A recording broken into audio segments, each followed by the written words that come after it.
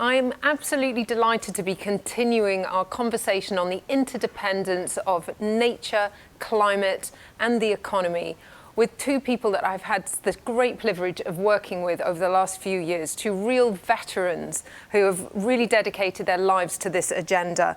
With me in the studio, Andrew Mitchell, founder and senior advisor, Natural Capital Finance Alliance and Global Canopy, and the visionary behind the Task Force on Nature-Related Finance Disclosures, where we've had the privilege of working together. Andrew, I'm sure that'll come up too. And joining us live over the airs, Matt Arnold. Great to see you, Matt. Matt. Hey, Rhian-Mari. Obviously a veteran of JP Morgan and a driving force behind the TCFD, but these days the global lead and the impact finance and markets at the Nature Conservancy. So thank you both for joining.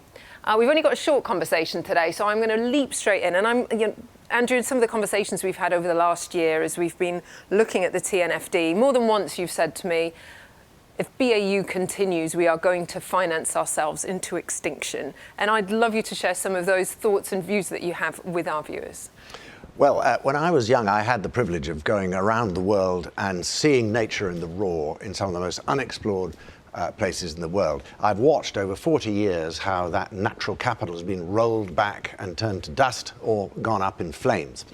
It's rather like burning out the lining of our lungs. That's what we're doing to rainforests. It's that interface between life and the atmosphere that's so important. And we're beginning to realize that these nature-based solutions are so important in fixing this climate problem. In fact, we cannot fix the climate problem unless we also fix the emissions coming from landscapes and forests, but also use nature to suck carbon out of the atmosphere and protect those stocks. So the real problem is we've got to stop thinking of nature as sort of just butterflies and bees and pollination. That is important and part of it.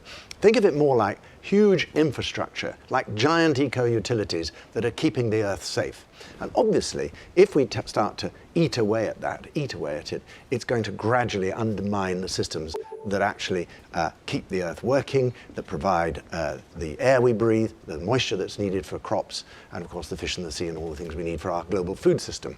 And that will ultimately undermine our economies. Remember, the economy is a subset of nature. It's not the other way around.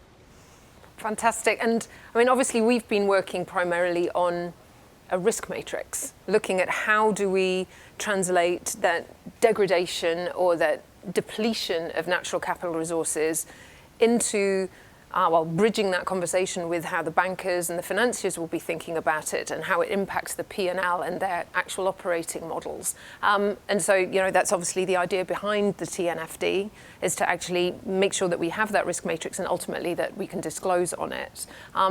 So your thoughts about how we translate some of those risks and how you came about thinking that TNFD was the way forward on that? Well, I've always thought after climate, nature is going to be next. It's just taken some time to get here.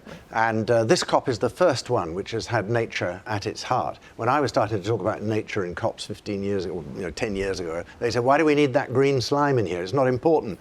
It's completely changed. And people are realizing these huge risks, not only driven by climate, but also this underpinning we talked about earlier. So what you need is to look at portfolios across and think about the extent to which those portfolios are dependent on services from nature or might impact those services on nature. Both of those will have different kinds of effects on the valuation of the portfolio. So it's just like looking for, have I got lots of coal in my portfolio or have I got lots of fossil fuels in relation to climate?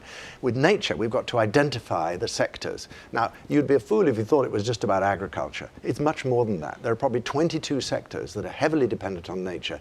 The World Economic Forum figure has been put out many times. 44 trillion of our global economy dependent or moderately or highly dependent on nature. So it's across a lot of sectors. There are tools out there to help, like the financial sector supplement of the Natural Capital Protocol. That's a good starting point. Have a look at that to understand those sort of risks. Tools like Encore, which are being used increasingly by central banks and other global banks as a way to get familiar and start to see a sort of red, amber, green view of your portfolio.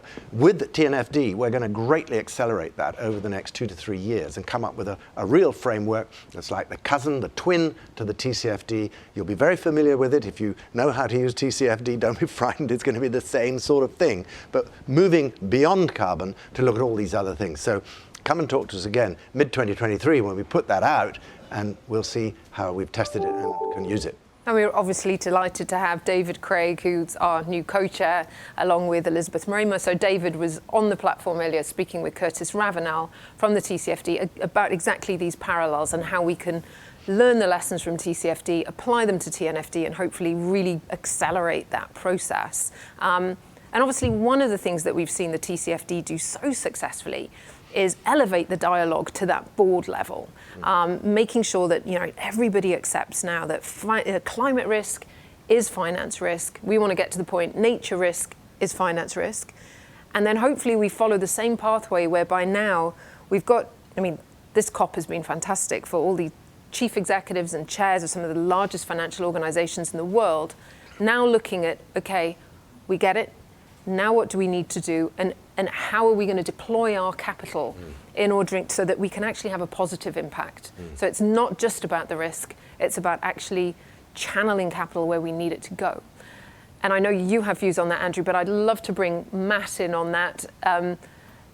Nature-based solutions, Matt, it's a buzzword at the moment. So your insights and views on why are we struggling to put more money towards positive nature outcomes, and what can we do about it? Well, Rhian-Mari, your conversation was great, and I just want to pick up on a couple of things at the end. One, we're nibbling away. We're not nibbling away, we're devouring. And the other is after climate will come nature. And if you look at the global economy, it's kind of orthogonal to nature. If you look at a big financial institution, they're not measuring their impact on nature. They're just doing business. And the TCFD helped the financial services industry and all industry kind of put a number on what's the climate impact of your finance. And numbers are helpful in large institutions because they can get their heads around it. And that's what we need to do now with nature. After climate comes nature. I think that's exactly right. I think 2023 is a good time frame. But I think if you look at the total trillions of dollars of financial flows in the world, the vast majority of it is in publicly traded equities and bonds, and virtually zero measurement of natural capital impact in that world. The solutions capital has been private, boutique, and small historically. And so I personally hope the TNFD can change that and drive nature as a consideration into, the tens of trillions of dollars of flows. Because if we rely just on the $10 billion flows that may be in private equity devoted to natural capital, it's not enough.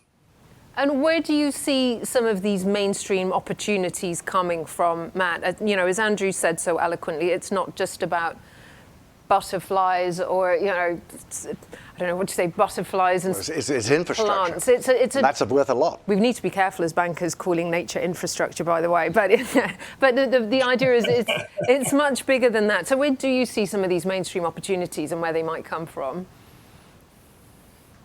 So figuring out ways to generate revenue off of intact land.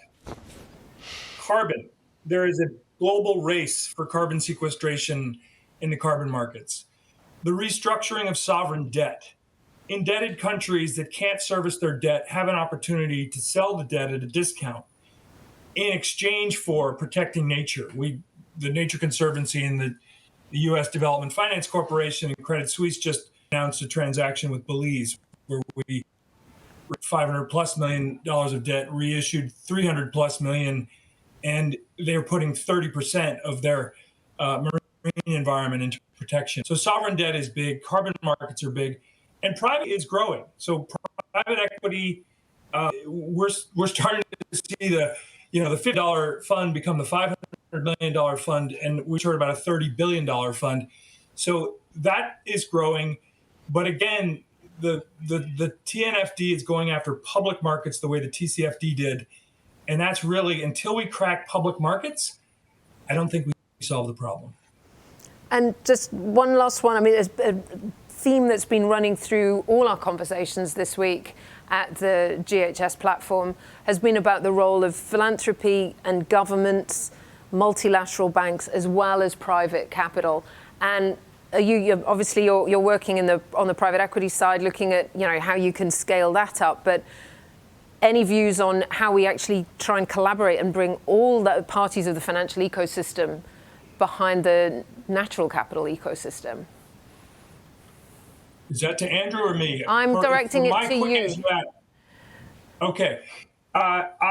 So the Belize deal had government capital in it, it had development finance capital in it, had private capital in it, had philanthropic capital in it, and it has commercial capital in it. So these blended finance deals are terrific as kind of absorbers of all the different capital stacks.